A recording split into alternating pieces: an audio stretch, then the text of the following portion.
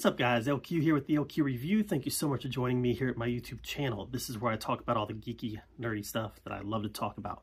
Movies, video games, comic books, and TV shows. And right now I'm going to talk to you guys about Season 1 of Tales of the Teenage Mutant Ninja Turtles. This is the sequel series to Teenage Mutant Ninja Turtles: The Next Mutation, the movie that came out a year or two ago.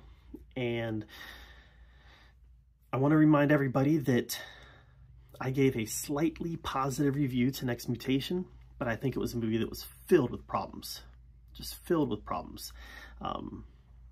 First is the design of April O'Neil. Not the fact that she's black, calm down everybody, but the design of her. I just didn't think it looked good at all.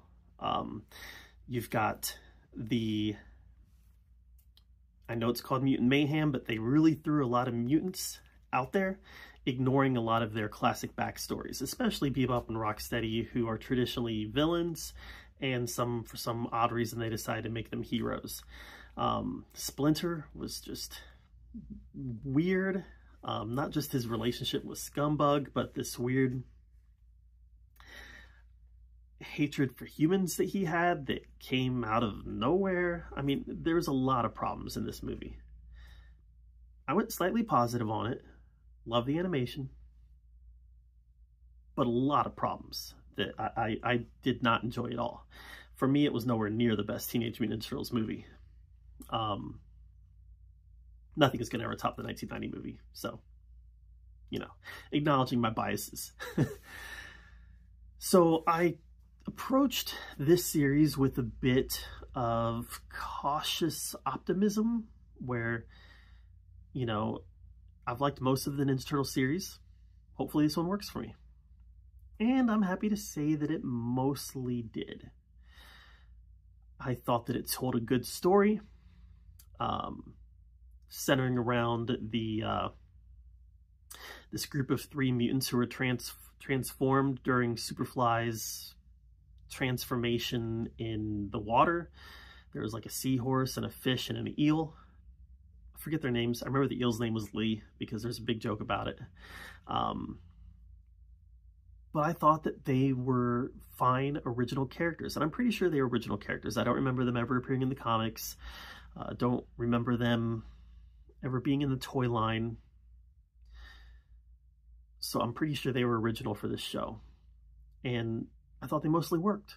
I thought the goldfish, who was the leader, was funny. And there were some moments where I was like, okay, he means business.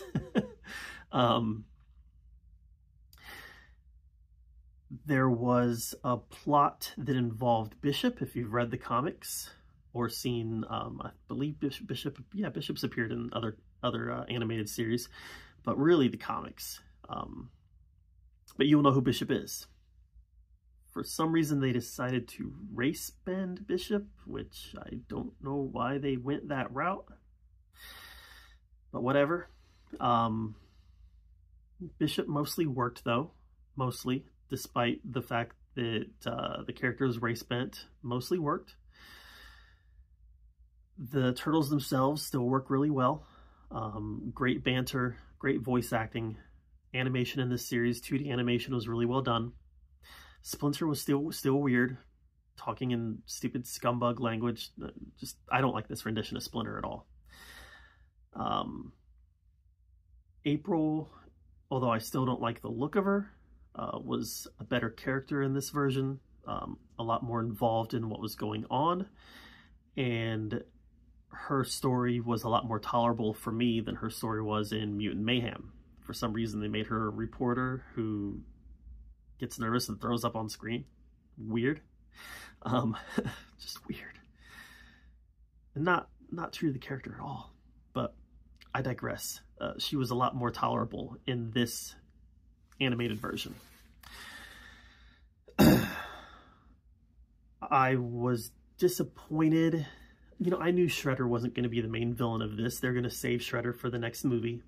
I was still disappointed that there wasn't things going on in the background that the Foot Clan was orchestrating. I would have liked to have seen that. But we really didn't get that. Would have been interesting to see Utroms or Krang or somebody like that working in the background as well. didn't see any of that either. Maybe they're trying to distance themselves from that because that was such a big storyline in the 2012 cartoon, but it's so, those things are so ingrained in TMNT lore that it's something that I would still like to see incorporated into this story as well. But again, having Bishop in there was fun to see, even though it wasn't my favorite version of Bishop. And having those 3 new mutants, I thought that they made decent foils for the Turtles. I would go positive on this series. I think that it was fun.